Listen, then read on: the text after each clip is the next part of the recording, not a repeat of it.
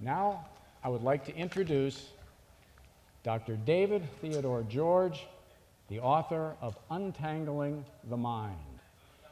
In Untangling the Mind, Dr. George has presented us with a virtual owner's manual of the human brain, how it works, how it's put together, and what outcomes you may expect from the inputs we all make to it every day.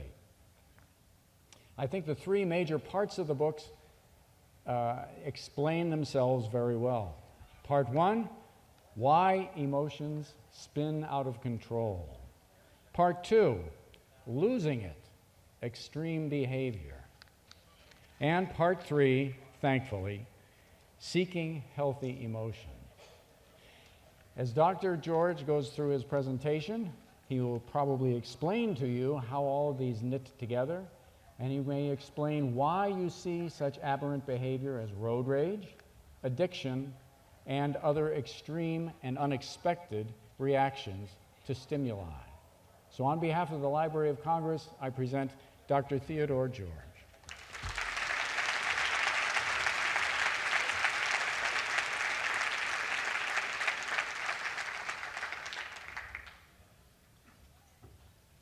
Thank you very much. It's quite a privilege to be here. You have to keep in mind that I'm a psychiatrist and I'm used to dealing with one-on-one. So this is a little bit overwhelming for me, but anyway, what I'd like to do is to share with you just a few thoughts. I guess the first question is, well, why did I write the book? And I've been in practice now for 30 years and seen an awful lot of people. And one of the things that's impressed me is that there's an awful lot of emotional pain that all of us experience at least sometimes in our life. And so anyway, I got together with my writer, Lisa Berger, and so we wanted to sit down, and every time we did, I always said to her, I said, listen, are we going to help people? And so that was sort of my guiding principle as I tried to write this book, was to say, are we going to help people? My idea is sort of, you always look back on these defining moments in your career. And I was doing a research study probably 25 years ago. And you know how it is with your doctors. We were at the end of the session. I was walking out the door, and the gentleman said to me, he says, by the way, doctor, he said, sometimes I'm afraid I'm going to lose control and I'm going to hit my children. And it was one of those questions that I'd not had before. But it really has intrigued me now. As a psychiatrist, we often look at symptoms, we formulate treatments, but the real question that's there is, why do I do these things? Why do I do this? And if you look at the news media just in the last 2 weeks, all of us are asking, well, why did Robin Williams kill himself? He's got everything. We all love him. He's great. Why was he depressed? And so these are some of the questions that we'll raise in the book in terms of as we meet different people to try to understand the emotions and the behaviors that they have. Another defining moment for me was when I was in Kenya. We flew into this area, little plane, dirt landing, and this was taken from the veranda of my hotel room that was built inside of this little mountain, if you will. And the camera wasn't very good, so you can't capture it. But to me, it was one of the most gorgeous places, profound, picturesque things that I'd ever seen. Off in the distance, you would see a herd of elephants, herd of giraffes, gazelles, every animal imaginable that you could see in that little riverbed was hippopotamus. And monkeys were jumping around outside of the room. And I'm saying this is the most beautiful thing I've ever seen. That evening at around 6 o'clock, the naturalist came and we went out on a van. And when we did, the first thing he said to us was, under no circumstances do you ever get out of this van. It is not safe. And all of a sudden, this serene atmosphere was changed. And it was all about survival, if you will. And here what you see is a cheetah mama looking after her 2 cubs. And what you can't see is that she has just taught them how to kill an antelope for them to survive. And she's scanning the environment, looking around. And the naturalist says if she were to leave them, they would be dead. They could not defend themselves. And so basically, this was sort of a defining process for me to begin to look at the nervous system in the context of survival. And here what we have is we have the response to threat and the pursuit of reward.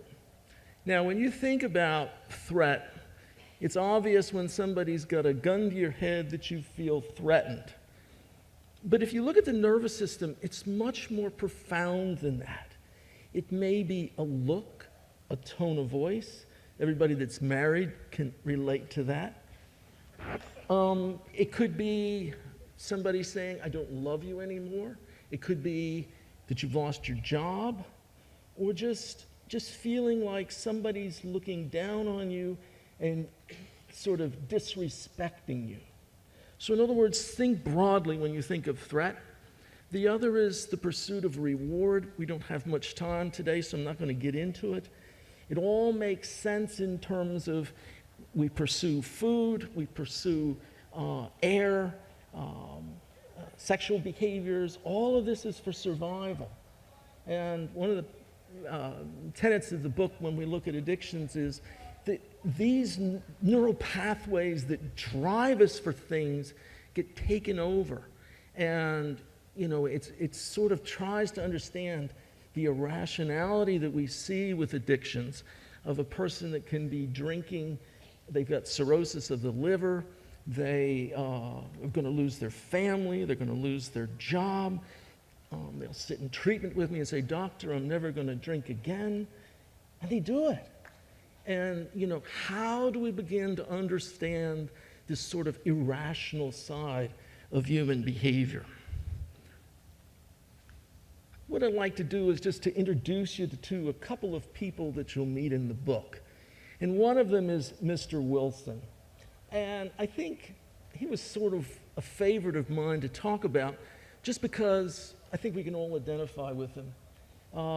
He wasn't quite sure why he came. His wife told him to come. But as you got to know him, he was dealing with the issues that all of us deal with. He was dealing with a child. He was dealing with work. He was dealing with finances. And as far as his child was concerned, both he and his wife loved this girl dearly. And she was having a lot of problems. She got into drugs, she got into alcohol, she was cutting herself, she was depressed. And so he and his wife, they were debating what to do. And Lisa captured it, my co-author, when she said, they kept revisiting the same issues. And I think all of us can identify with that, in terms of sometimes you just get stuck in these loops. But as you got to know Mr. Wilson, there was other features about him that were there as well. And, you could tell that he had an anger problem. And he just sort of said, well, sometimes at work it's hard for me with my boss. He's that kind of a guy, he's a micromanager. He said, I got into it with him, probably shouldn't have, but he deserved it. And it's not too many sessions later, he comes in, he says, well, I lost my job because of cutbacks. So anyway, the work was a problem for him. And then one time he comes in and he recounts his story and he says, I came home and my wife wasn't there. And he said, I was really nervous. Did she leave me? So he calls her on the cell phone and she's out shopping. And so he said, I was furious. Did she not know that we don't have money for this? And she's disrespecting me. He starts to drink, and she comes home. She's furious at him. She hates his drinking. She calls him a loser, and he says, that's it. I'm out of here. Tries to leave. She says, oh, no, you're not. You're not leaving me this time. I'm tired of you walking away from me. tries to block them.